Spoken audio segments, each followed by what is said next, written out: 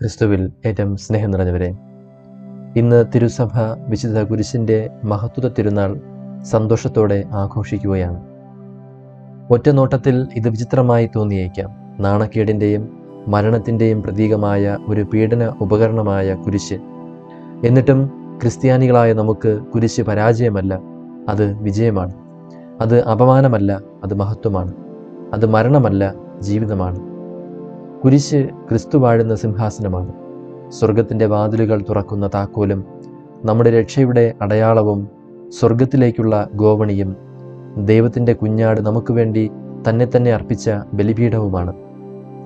മനുഷ്യദൃഷ്ടിയിൽ ക്രൂരതയുടെയും അപമാനത്തിൻ്റെയും നിരാശയുടെയും ആത്യന്തിക പ്രതീകമായിട്ടാണ് കുരിശ് രൂപകൽപ്പന ചെയ്തിരിക്കുന്നത്. കലാപം അടിച്ചമർത്താനും കുറ്റവാളികളെ അപമാനിക്കാനും ജനങ്ങളിൽ ഭീതി സൃഷ്ടിക്കാനുമാണ് റോമാക്കാർ കുരിശുമരണം ഉപയോഗിച്ചിരുന്നത്. എന്നാൽ ദൈവം തൻ്റെ നിഗൂഢമായ ജ്ഞാനത്തിൽ മരണത്തെ സൂചിപ്പിക്കുന്ന കാര്യം തന്നെ നിത്യജീവൻ്റെ ഉറവയായി തിരഞ്ഞെടുത്തു. അതുകൊണ്ടാണ് പൗലോസ് അപ്പോസ്തലൻ ഇപ്രകാരം എഴുതിയത്: യഹൂദർക്ക് ഇടർച്ചയും വിജാതീയർക്ക് ഭോഷത്വവുമായ ക്രൂശിക്കപ്പെട്ട ക്രിസ്തുവിനെ പ്രസംഗിക്കുന്നു. വിളിക്കപ്പെട്ടവർക്ക് യഹൂദരോ ഗ്രീക്കുകാരോ ആകട്ടെ, ക്രിസ്തു ദൈവത്തിൻ്റെ ശക്തിയും ദൈവത്തിൻ്റെ ജ്ഞാനവുമാണ്. ലോകത്തിന് ഈ രഹസ്യം മനസ്സിലാക്കാൻ കഴിയില്ല. മനുഷ്യബുദ്ധിക്ക് കുരിശ് അസംബന്ധമാണ്. എന്നാൽ വിശ്വാസത്തിന് കുരിശ് ദൈവത്തിൻ്റെ ജ്ഞാനമാണ്. കാരണം സഹനത്തിലൂടെ സ്നേഹം പൂർണ്ണത പ്രാപിക്കുന്നു. ബലഹീനതയിലൂടെ ദൈവിക ശക്തി വെളിപ്പെടുന്നു. മരണത്തിലൂടെ നിത്യജീവൻ നേടുന്നു. പൗലോസ് അപ്പോസ്തലൻ വീണ്ടും പഠിപ്പിക്കുന്നു: നാശത്തിലൂടെ ചരിക്കുന്നവർക്ക് കുരിശിൻ്റെ വചനം ഭോഷത്വമാണ്. രക്ഷയിലൂടെ ചരിക്കുന്ന നമുക്കോ അത് ദൈവത്തിൻ്റെ ശക്തിയത്രേ. ഈ കുരിശിനെയും അവഹേളിച്ചുകൊണ്ട് ചോദിക്കുന്ന ഒരു ചോദ്യമുണ്ട്: ക്രിസ്തു കട്ടിലിൽ കിടന്ന് മരിച്ചിരുന്നുവെങ്കിൽ നിങ്ങൾ കട്ടിലിനെ എടുത്ത് ആരാധിക്കുമായിരുന്നോ എന്ന്.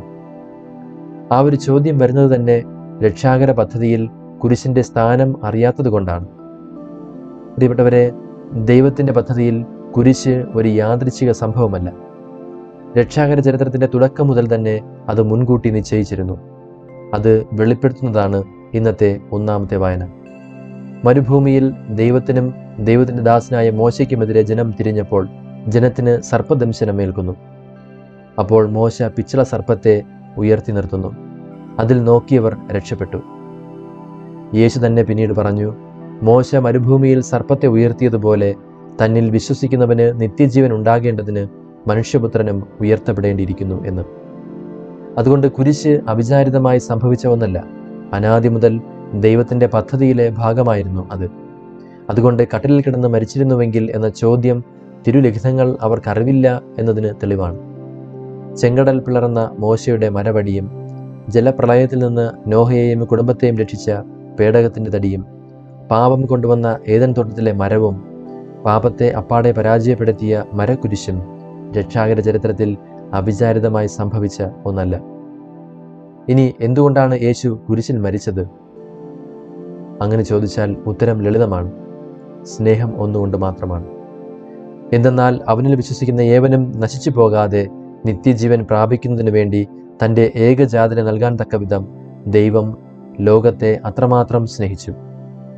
അതെ, ദൈവസ്നേഹത്തിൻ്റെ പരമോന്നത തെളിവാണ് കുരിശ്.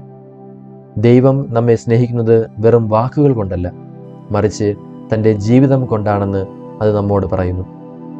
ഒരു മനുഷ്യസഹനവും തനിക്ക് അന്യമാകാതിരിക്കാൻ അവൻ തിരസ്കരണം, വിശ്വാസവഞ്ചന, പീഡനം, മരണം എന്നിവ സ്വീകരിച്ചു. കുരിശിൽ മനുഷ്യവേദനയുടെ ഇരുണ്ട കോണുകളിലേക്ക് ക്രിസ്തു പ്രവേശിച്ചു. അങ്ങനെ അവയെ ഉള്ളിൽ നിന്ന് വീണ്ടെടുക്കാൻ അവന് കഴിഞ്ഞു. നമ്മുടെ ഓരോ മുറിവിനും അവൻ്റെ മുറിവുകളിൽ സൗഖ്യം കണ്ടെത്തുന്നു. നമ്മുടെ ഓരോ കണ്ണുനീരും അവൻ്റെ കണ്ണുനീരുമായി സംയോജിപ്പിച്ചിരിക്കുന്നു. അപ്പോൾ കുരിശ് ക്രിസ്തുവിൻ്റേത് മാത്രമല്ല, അത് നമ്മുടേതുമാണ്. യേശു പറഞ്ഞു: ആരെങ്കിലും എന്നെ അനുഗമിക്കാൻ ആഗ്രഹിക്കുന്നെങ്കിൽ അവൻ തന്നെ പരിത്യജിച്ച് അനുദിനം തൻ്റെ കുരിശുമെടുത്തുകൊണ്ട് എന്നെ അനുഗമിക്കട്ടെ. കുരിശിനെ ഉയർത്തുക എന്നാൽ അതിനെ ആദരിക്കുക എന്ന് മാത്രമല്ല, മറിച്ച് അത് വഹിക്കുക എന്നതാണ്. അതായത് ജീവിതത്തിലെ പരീക്ഷണങ്ങളെയും ത്യാഗങ്ങളെയും കഷ്ടപ്പാടുകളെയും വിശ്വാസത്തോടും സ്നേഹത്തോടും കൂടി സ്വീകരിക്കുക എന്നാണ്. കുട്ടികൾക്ക് വേണ്ടി ത്യാഗങ്ങൾ ചെയ്യുന്ന ഓരോ മാതാപിതാക്കളും, വിശ്വസ്തയോടെ ദൈവജനത്തെ സേവിക്കുന്ന ഓരോ പുരോഹിതനും, പ്രാർത്ഥനയുടെയും പശ്ചാത്താപത്തിൻ്റെയും ജീവിതം നയിക്കുന്ന ഓരോ സന്യാസിയും, ബുദ്ധിമുട്ടുള്ളപ്പോഴും ക്ഷമിക്കുന്ന ഓരോ ക്രിസ്ത്യാനിയും കുരിശ് ചുമക്കുന്നു. കുരിശെന്നാൽ അർത്ഥശൂന്യമായ കഷ്ടപ്പാട് എന്നല്ല അർത്ഥമാക്കുന്നത്. സ്നേഹത്താൽ രൂപാന്തരപ്പെട്ട കഷ്ടപ്പാട് എന്നാണ് അർത്ഥമാക്കുന്നത്. കുരിശില്ലാതെ കഷ്ടപ്പാട് അർത്ഥശൂന്യമാണ്. കുരിശിനൊപ്പം കഷ്ടപ്പാട് രക്ഷാകരമായി മാറുന്നു. ഇന്നത്തെ ലോകത്ത് എന്ത് വില കൊടുത്തും ആളുകൾ വേദന ഒഴിവാക്കുകയും ശക്തിയും ആശ്വാസവും വിജയവും തേടുകയും ചെയ്യുമ്പോൾ കുരിശ് നമ്മെ വെല്ലുവിളിക്കുന്നു. യഥാർത്ഥ മഹത്വം സ്വയം ബലിയായി നൽകുന്ന സ്നേഹത്തിലാണ്, സ്വയം സംരക്ഷണത്തിലല്ല എന്ന് പഠിപ്പിക്കുന്നു. പക വയ്ക്കുന്നതിന് പകരം ക്ഷമിക്കുമ്പോൾ, അഴിമതിക്ക് പകരം സത്യസന്ധത തിരഞ്ഞെടുക്കുമ്പോൾ, പരീക്ഷണങ്ങളിലും നിരാശകളിലും വിശ്വസ്തരായി തുടരുമ്പോൾ, ദരിദ്രരോടും ശബ്ദമില്ലാത്തവരോടും പാർശ്വവൽക്കരിക്കപ്പെട്ടവരോടും വ്യക്തിപരമായ വില കൊടുത്തുപോലും നിൽക്കുമ്പോൾ നാം കുരിശിനെ ആലിംഗനം ചെയ്യുകയാണ്. കുരിശ് നമ്മെ പഠിപ്പിക്കുന്നത് സ്നേഹത്തിന് എപ്പോഴും വില നൽകേണ്ടി വരുമെന്നാണ്. എന്നാൽ അത് നേടിത്തരുന്ന നിത്യമഹത്വവുമായി താരതമ്യപ്പെടുത്തുമ്പോൾ അതിന് നൽകുന്ന വില ഒന്നുമല്ല എന്നും മനസ്സിലാക്കണം. ദുഃഖ വെള്ളിയാഴ്ച കുരിശ് ഒരു പരാജയം പോലെയായിരുന്നു. എന്നാൽ ഈസ്റ്റർ ഞായറാഴ്ച അതൊരു വിജയമായി വെളിപ്പെടുത്തി. ലജ്ജയുടെ മരം വിജയത്തിൻ്റെ കൊടിമരമായി മാറി. ക്രൂശിതൻ ഉയർത്തെഴുന്നേറ്റ കർത്താവായി. ഇന്ന് കുരിശിൻ്റെ പുകഴ്ചയുടെ തിരുനാൾ ആഘോഷിക്കുമ്പോൾ മനസ്സിലാക്കേണ്ടത് വേദനയെ മഹത്വപ്പെടുത്തുന്നത് കൊണ്ടല്ല, മറിച്ച് വേദനയെ രക്ഷയാക്കി മാറ്റിയവനെ മഹത്വപ്പെടുത്തുന്നത് കൊണ്ടാണ് നാം ഇന്ന് കുരിശിനെ ഉയർത്തുന്നത്. കുരിശ് സ്വർഗത്തിലേക്കുള്ള ഗോവണിയും ദൈവത്തിനും മനുഷ്യവർഗത്തിനും ഇടയിലുള്ള പാലവുമാണ്. കുരിശ് ഇതുവരെ പ്രസംഗിച്ചതിൽ വച്ച് ഏറ്റവും വലിയ പ്രസംഗമാണ്. ദൈവം സ്നേഹമാണെന്നും അവൻ്റെ സ്നേഹം പാപത്തേക്കാൾ, കഷ്ടപ്പാടിനേക്കാൾ, മരണത്തേക്കാൾ ഏറെ ശക്തമാണെന്നും പഠിപ്പിക്കുന്ന പ്രസംഗമാണത്. അതിനാൽ പ്രിയപ്പെട്ടവരെ, ഈ തിരുനാൾ ആഘോഷിക്കുമ്പോൾ നമുക്ക് കുരിശിലേക്ക് പുതിയ കണ്ണുകളോടെ നോക്കാം. മരവും ആണികളുമല്ല അവിടെ കാണേണ്ടത്, മറിച്ച് ക്രിസ്തുവിനെ ആ കുരിശിൽ പിടിച്ചു നിർത്തുന്ന നമ്മോടുള്ള അവൻ്റെ സ്നേഹം അവിടെ കാണണം. നമ്മുടെ സ്വന്തം കുരിശുകളിൽ നിന്ന് നാം ഓടി അകലരുത്, മറിച്ച് ക്രിസ്തുവിനോടൊപ്പം വഹിക്കുന്ന ഓരോ കുരിശും പുനരുദ്ധാനത്തിലേക്ക് നയിക്കുമെന്ന് അറിഞ്ഞുകൊണ്ട് അവയെ വിശ്വാസത്തോടെ സ്വീകരിക്കണം. ഓർക്കുക, കുരിശ് ഒരു കഥയുടെ അവസാനമല്ല, അത് മഹത്വത്തിലേക്കുള്ള വഴിയാണ്. നാം കുരിശടയാളം വരയ്ക്കുമ്പോഴെല്ലാം നമുക്ക് അത് ഭക്തിയോടെ ചെയ്യാം. കാരണം അത് നമ്മുടെ രക്ഷയുടെ അടയാളമാണ്, നമ്മുടെ ക്രിസ്തീയ സ്വത്വത്തിൻ്റെ അടയാളമാണ്, നിത്യജീവൻ്റെ പ്രതിജ്ഞയാണത്. അതുകൊണ്ട് ഇന്ന് മുഴുവൻ സഭയോടും ചേർന്ന് നമുക്ക് ഏറ്റുചൊല്ലാം: കർത്താവായ യേശുവേ, ഞങ്ങൾ അങ്ങയെ ആരാധിക്കുന്നു. എന്തുകൊണ്ടെന്നാൽ വിശുദ്ധ കുരിശിനാൽ അങ്ങ് ലോകത്തെ വീണ്ടെടുത്തു. കുരിശിനെ പറ്റി സംസാരിക്കുമ്പോൾ പരിശുദ്ധ കുർബാനയെ പറ്റി പറയാതെ അത് അവസാനിപ്പിക്കാൻ പറ്റില്ല. കാരണം രക്ഷ പൂർണ്ണമാകുന്നത് കുരിശിൽ അർപ്പിക്കപ്പെട്ട ബലിയിലൂടെയാണ്. ആ കുരിശിലെ ബലി ചരിത്രത്തിൽ ഒതുങ്ങി നിൽക്കുന്ന ഒന്നല്ല, എല്ലാ ദിവ്യബലിയിലും അത് സന്നിഹിതമാണ്. കാൽവരിയിൽ യേശു എന്നേക്കുമായി തൻ്റെ ശരീരം അർപ്പിക്കുകയും തൻ്റെ രക്തം ചൊരിയുകയും ചെയ്തു. ദിവ്യകാരുണ്യത്തിൽ അതേ ബലി അൾത്താരയിൽ കൂദാശയായി അർപ്പിക്കപ്പെടുന്നു.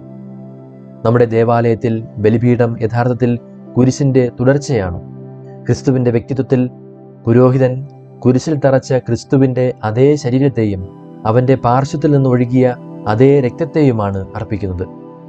അതുകൊണ്ട് ഓരോ കുർബാനയും കാൽവരിക്കും ഇന്നിനും ഇടയിലുള്ള ഒരു സംഗമ സ്ഥലമാണ്.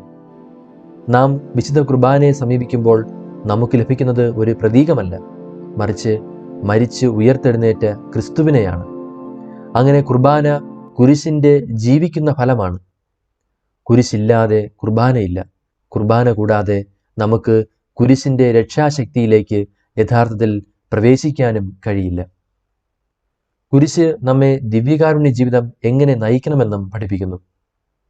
നാം കുരിശിനെ വണങ്ങുമ്പോൾ ക്രിസ്തു അനുഭവിച്ച കഷ്ടപ്പാടുകൾ ഓർക്കുക മാത്രമല്ല, അവൻ്റെ ജീവിത രീതിയെ നാം സ്വീകരിക്കുകയും ചെയ്യുകയാണ്. അതേസമയം തന്നെ കുരിശ് ആവശ്യപ്പെടുന്നത് ജീവിക്കാൻ പരിശുദ്ധ കുർബാന നമ്മെ ശക്തിപ്പെടുത്തുകയും ചെയ്യുന്നു. ഒന്നാമതായി, സ്വയം നൽകുന്ന സ്നേഹം. ക്രിസ്തു നമുക്ക് വേണ്ടി തന്നെ സമർപ്പിച്ചതുപോലെ മറ്റുള്ളവർക്ക് വേണ്ടി നമ്മെ തന്നെ സമർപ്പിക്കാൻ പ്രചോദിപ്പിക്കുന്നു. രണ്ടാമതായി, ക്ഷമ. കുരിശിൽ നിന്ന് യേശു ഇപ്രകാരം പ്രാർത്ഥിച്ചു: പിതാവേ, ഇവരോട് ക്ഷമിക്കണമേ. എല്ലാ ദിവ്യബലിയിലും അവൻ നമ്മെ ക്ഷമിക്കാൻ പഠിപ്പിക്കുന്നു. മൂന്നാമതായി, കഷ്ടപ്പാടുകളിലെ പ്രത്യാശ. ക്രിസ്തുവിനോട് ഐക്യപ്പെട്ട കഷ്ടപ്പാട് അർത്ഥശൂന്യമാവില്ലെന്ന് കുരിശ് നമുക്ക് ഉറപ്പ് നൽകുന്നു. അത് പുനരുദ്ധാനത്തിലേക്ക് നയിക്കുന്നു. അവസാനമായി കുരിശിൻ ചുവട്ടിൽ നിന്ന മറിയം. കുരിശിൻ്റെ ചുവട്ടിൽ മറിയം തൻ്റെ ഹൃദയത്തെ തൻ്റെ പുത്രൻ്റെ ബലിയോട് ഏകീകരിച്ചുകൊണ്ട് വിശ്വാസത്തിൽ നിശബ്ദമായി നിന്നു. കാൽവരി ബലിയുടെ ആവർത്തനം തന്നെയാകയാൽ എല്ലാ ദിവ്യബലിയിലും അവൾ സന്നിഹിതയാണ്. ശുദ്ധമായ ഹൃദയത്തോടെ യേശുവിനെ സ്വീകരിക്കാനും നമ്മുടെ ദൈനംദിന ജീവിതത്തിൽ അവൻ്റെ ത്യാഗം ജീവിക്കാനും നമ്മെ അവൾ ക്ഷണിക്കുകയും ചെയ്യുന്നു. പ്രിയപ്പെട്ടവരെ, കുരിശിൻ്റെ മഹത്വത്തിൻ്റെ തിരുനാൾ എന്നത് ഒരു ക്രൂശിത രൂപത്തെ ആദരവോടെ നോക്കുക എന്നത് മാത്രമല്ല, ഓരോ ദിവ്യകാരുണ്യത്തിലും പുതുക്കപ്പെടുന്ന ദൈവസ്നേഹത്തിൻ്റെ രഹസ്യത്തിലേക്ക് പ്രവേശിക്കുക എന്നതാണ്. പുരോഹിതൻ കാസയും പീലാസയും ഉയർത്തുമ്പോൾ അത് ഇവിടെ ഇപ്പോൾ കുരിശിൻ്റെ ഉന്നതീകരണമാണ്.